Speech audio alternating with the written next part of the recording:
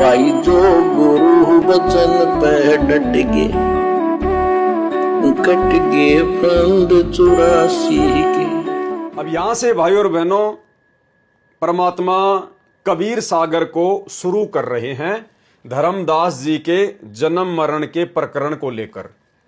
धनी धर्मदास का जन्म मरण चक्कर कैसे समाप्त हुआ। देखो भाई और बहनों, वर्तमान में आप और हमारे विशेष मतलब की जो बातें हैं वो आगे कबीर सागर में बीच बीच में आएंगी, लेकिन आप और हम भाई बहनों ने ये जो प्रकरण परमात्मा लिख रहे हैं धर्मदास जी के जन्म मरण के चक्कर को लेकर, इसको भी समझना बहुत आवश्यक है। हमें बहुत सारी कमियों का पता चलेगा, किस प्रकार से परमात्मा इस गंदे लोक में आकर हम दो कोटि के जीवों को समझाने के लिए कष्ट उठाते हैं, कैसी कैसी परमात्मा अद्भुत लीलाएं करते हैं। इन कथाओं को सुनने मात्र से हम लोग पुण्य के भागी बनते हैं, हमारी आत्मा रिचार्ज होती है, हम गदगद होते हैं। क्यों? क्योंकि परमेश्वर के वचन हैं, परमेश्वर के शब्द हैं। धनी धर्मदास का जन्म मरण चक्कर कैसे समाप्त हुआ। पवित्र कबीर सागर का ज्ञान परमेश्वर कबीर बंदी छोड़ जी ने अपनी प्रिय आत्मा धर्मदास सेठ को बताया, जो बाद में धर्मदास जी ने लिखा। पवित्र कबीर सागर के ज्ञान का नाश ना समझकर कबीर पंथी नकली आचार्यों ने कर रखा है, जो आप जी ने इस ग्रंथ के पूर्व में कबीर सागर के संशोधनकर्ता श्री युगलानंद बिहारी भारत पथिक कबीर पंथी द्वारा की गई अनुराग सागर की भूमिका में तथा ज्ञान प्रकाश के नीचे की गई टिप्पणी में पढ़ लिया है। इस ग्रंथ कबीर सागर का सरलार्थ में यथार्थ तथा सरल ज्ञान पढ़ने को मिलेगा। अब गुरुदेव भगवान ने हमें जो सरल करके कबीर सागर का सरलार्थ दिया है, ये हमें बड़ी आसानी से हर प्रकरण को समझा देगा। वास्तव में पूरे कबीर सागर का सारांश है धर्मदास बोध, यानी ज्ञान प्रकाश। परमात्मा ने अपने प्रिय भगत धर्मदास जी को सत्य आध्यात्मिक ज्ञान बताया, इसलिए कबीर सागर धर्मदास बोध है। यानी धर्मदास जी को परमेश्वर ने ज्ञान समझाया, उसी के माध्यम से परमात्मा ने बहुत सारा ज्ञान कबीर सागर में दिया।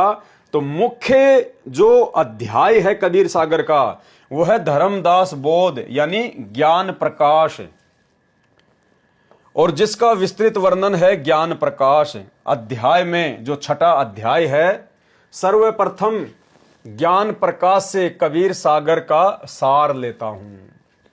अध्याय ज्ञान प्रकाश, छठा अध्याय का सार परमेश्वर कबीर बंदी छोड़ जी द्वारा सेठ धर्मदास जी नगर बांधवगढ़ प्रदेश मध्य प्रदेश भारत देश को शरण में लेने के लिए लीला का वर्णन है। इसमें पद्य भाग में दोहों तथा चौपाइयों के रूप में वर्णन है, जो जन साधारण की समझ से परे की बात है। क्या कह रहे हैं परमात्मा? इसमें पद्य भाग में एक होता है पद्य भाग और एक होता है गद्य भाग। पद्य भाग किसको कहते हैं? जिसमें दोहे हों, चौपाइयां हो, साखियां हो, वाणियां हो, उसको कहते हैं पद्य भाग। और एक होता है गद्य भाग, यानी जिसमें साथ में अनुवाद भी किया गया हो। तो कबीर सागर जो है पूरा का पूरा वो पद्य भाग में है, दोहों में, चौपाइयों में, साखियों में, वाणियों में। तो गुरुदेव भगवान कह रहे हैं इसलिए इस कबीर सागर को समझना, इसके सार को समझना, ये जन साधारण के बस की बात नहीं है। तो कौन समझा सकता है? स्वयं परमात्मा।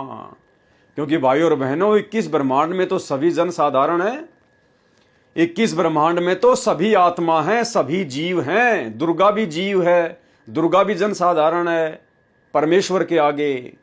काल भी जीव है, जन साधारण है परमेश्वर के आगे। ब्रह्मा विष्णु महेश भी जीव हैं, जन साधारण है। 33 करोड़ देवी देवता भी जन साधारण है, जीव हैं। और हम मनुष्य तो हैं ही जीव। तो भाई और बहनों, गुरुदेव भगवान कह रहे हैं कि जन साधारण के बस की बात नहीं है। और इसीलिए आज तक कबीर सागर के सरलार्थ को लोग समझा तो पाए नहीं, उल्टा अपने मते अनुसार उनका सरलार्थ कर करके, वाणियों में मिलावट कर करके कबीर सागर का बिगाड़ा कर दिया। तो आज स्वयं कबीर परमात्मा ने सतगुरु रामपाल जी परमेश्वर जी के रूप में आकर, जो कि जन साधारण के पिता हैं, जनसाधारण आत्माओं के परमेश्वर हैं, उन्होंने इसका सार निकालकर अब हमें कबीर सागर का सरलार्थ नामक पवित्र पुस्तक में दिया है। इसमें पद्य भाग में दोहों तथा चौपाइयों के रूप में वर्णन है, जो जनसाधारण की समझ से परे की बात है। इसलिए इसको गद्य भाग में सरल करके लिखना वर्तमान में अति आवश्यक है। अब गुरुदेव भगवान ने हमें जो दिया है कबीर सागर का सरलार्थ, जिसके ऊपर हम वीडियो बना रहे हैं, परमेश्वर ने इसको पद्य भाग से गद्य भाग में लिख दिया, यानी वाणियों का सरलार्थ करके और सरल रूप में वाणियां लिखी हैं ताकि हम इनको समझ सकें। कृपया पढ़ें आगे संक्षिप्त तथा यथार्थ प्रमाणित आत्मा तथा परमात्मा का। जो गुरु बचन पे डट गे, कट गे फंद 84 के, कट गे फंद 84 के, कट गे फंद 84 के।